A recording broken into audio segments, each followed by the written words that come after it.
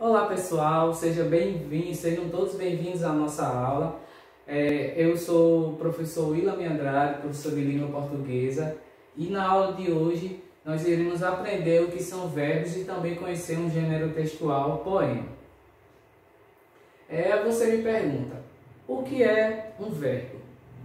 É só você lembrar de situações ou de ações que você faz durante o dia a dia, como comer, falar, brincar, estudar. Todas essas palavrinhas são chamadas de verbos. E nós iremos conhecer como conjugar esses verbos, conhecer a flexão verbal e as conjugações. Vamos lá para o conceito de verbo. Verbo é uma palavra que indica acontecimentos representados no tempo, como uma ação, um estado, um fenômeno. E os verbos flexionam em número, em pessoa, em modo, em tempo. E as orações e os períodos desenvolvem-se em torno de um verbo. Quanto à classificação do verbo, os verbos da língua portuguesa são classificados em regulares, que são aqueles verbos que nós conseguimos conjugá-los em todos os tempos verbais e modos verbais. Os irregulares, nós não conseguimos conjugar em todos os tempos verbais e há mudança quando você começa a conjugar. Os defectivos são aqueles que não flexionam em alguns modos, em algumas formas, e os abundantes são aqueles que apresentam mais de uma forma, como por exemplo eleito ou elegido.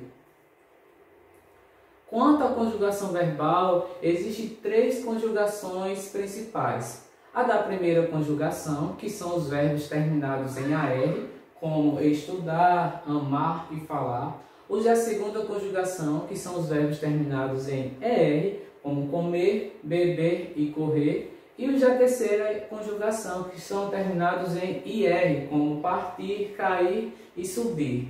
Além disso, nós temos também alguns verbos terminados em OR, que são classificados como da terceira conjugação.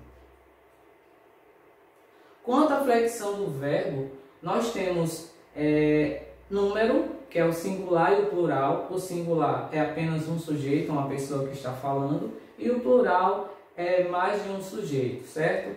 Já a pessoa é primeira, segunda e terceira pessoa, do singular, do plural. Eu, nós, primeira pessoa, tu e vós, segunda pessoa, ele ou eles, terceira pessoa. Quando vamos conjugar um verbo regular, como eu já falei, esse aqui é o esquema que nós temos que fazer quando formos conjugar. O singular, as três pessoas do singular são eu estudo. A segunda é tu estudas. A terceira é ele ou ela estuda. Já no plural, nós temos, como eu falei, que é mais de uma pessoa, mais de um sujeito. A primeira pessoa do plural é nós. Nós temos aí nós estudamos. A segunda pessoa é vós estudais. E a terceira pessoa, eles ou elas estudam. Para o modo verbal, nós temos 3 modos. O modo indicativo, que são o modo da certeza de algo que está acontecendo no momento. O subjuntivo indica as possibilidades. E o imperativo indica uma ordem ou um pedido. Para o modo indicativo, nós temos o presente, o pretérito perfeito, o pretérito imperfeito, o pretérito mais que perfeito, futuro do presente e futuro do pretérito. Agora nós iremos conhecer um pouquinho de cada um desses tempos. No modo indicativo, como eu já falei, que é o modo das certezas, nós temos o presente. O presente é algo que está acontecendo agora, nesse exato momento. Por exemplo, eu estudo todos os dias. Nós temos aí o verbo estudar que está no presente. Quando eu falo isso, eu estudo todos os dias, é algo que está acontecendo assiduamente, todos os dias. O pretérito perfeito é um fato que aconteceu ontem, ou até aconteceu hoje mesmo. Só que antes da fala. Felipe estudou para a prova. Então veja aí, o pretérito perfeito é algo que aconteceu ontem ou aconteceu hoje de manhã. Felipe estudou para a prova.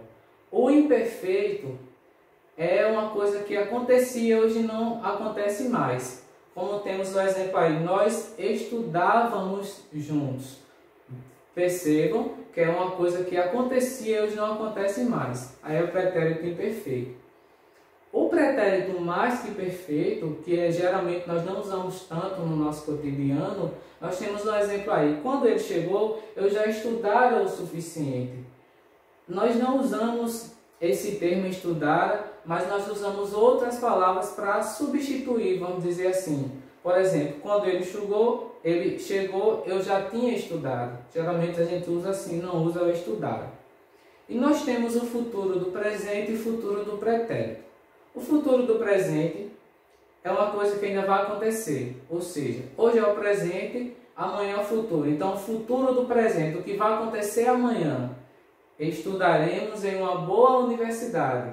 E o futuro do pretérito eu estudaria agora se não estivesse com sono. O futuro do pretérito é o seguinte: ontem, hoje não é futuro de ontem? Então, futuro do pretérito. Eu estudaria agora se não estivesse com sono.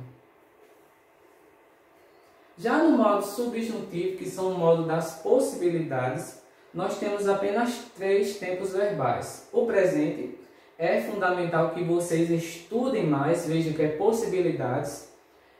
Pretérito imperfeito, se nós estudássemos mais, teríamos melhores resultados, veja, possibilidades. E o futuro, quando eles estudarem mais, terão melhores notas. Então veja aí que para o modo subjuntivo, que são o modo das possibilidades, nós temos apenas esses 3 aí.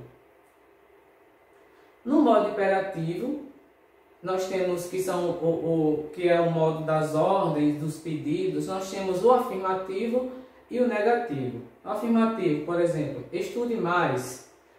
Negativo, não estude escutando música. Veja que é pedidos ou ordens. Nós vemos muito o modo imperativo, os verbos no modo imperativo, quando pegamos uma receita ou quando pegamos algum alimento do supermercado que tem falando a receita atrás, nós encontramos muitos verbos no modo imperativo.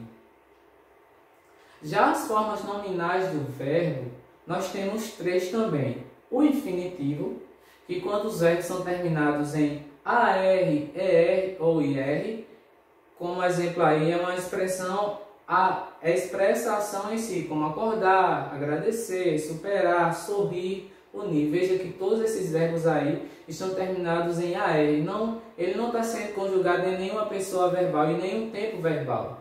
Por isso é chamado de infinitivo. O gerúndio expressa o processo da ação. Como exemplo, acordando, agradecendo, esperando, sorrindo, unindo. Temos um exemplo aí, ó, passarinhos cantando era o que eu precisava para relaxar. Geralmente, os verbos no gerúndio terminam em NDO, certo? Já o particípio expressa o resultado da ação. Como exemplo, acordado, agradecido, esperado, sorrindo. Veja que é o resultado final de uma ação. Tinha fritado batatas para o jantar. Temos aí o particípio, que é o fritado, e geralmente os verbos no particípio terminam em IDO ou ADO. E eu trouxe para vocês aí um poema de Hermes José Novakoski. Esse poema, com o título de Poema de Verbos, um poema é composto de rimas, estrofes e versos. Esse nós temos 4 estrofes e cada estrofe nós temos 3 versos. Em todos esses versos nós temos verbos. E isso faz lembrar de tudo que nós vimos até agora. Por exemplo, parei, pensei. Esses 2 verbos, por exemplo, eles são da primeira conjugação. O verbo parar e o verbo pensar. E eles estão conjugados no pretérito perfeito. Eu parei, eu pensei, eu vi, eu corri. Então veja que só nessa primeira estrofe aí, nesses 3 primeiros versos, nós temos vários verbos da primeira, segunda e terceira conjugação e eles estão conjugados no pretérito perfeito. Na segunda estrofe nós temos parei, no verbo parar, está conjugado no pretérito perfeito. Veja que nós temos observar, uma palavra no infinitivo, que eu acabei de falar. Observar é falar e acontecer. São palavras que estão no infinitivo, que é uma forma nominal. Já na terceira estrofe, então corri de medo, bati contra a parede, caí sobre uma rede. Segui o meu caminho, sumi pelos espinhos, morri de tanto rir. Então veja que nesse poema nós temos vários verbos que estão flexionados na primeira pessoa, que é eu, do singular. Nós temos o verbo da primeira conjugação parar, ou da segunda conjugação correr, da terceira conjugação rir. Então veja que esse verbo está repleto de verbos. E veja como a gente usa esses verbos naturalmente no nosso cotidiano.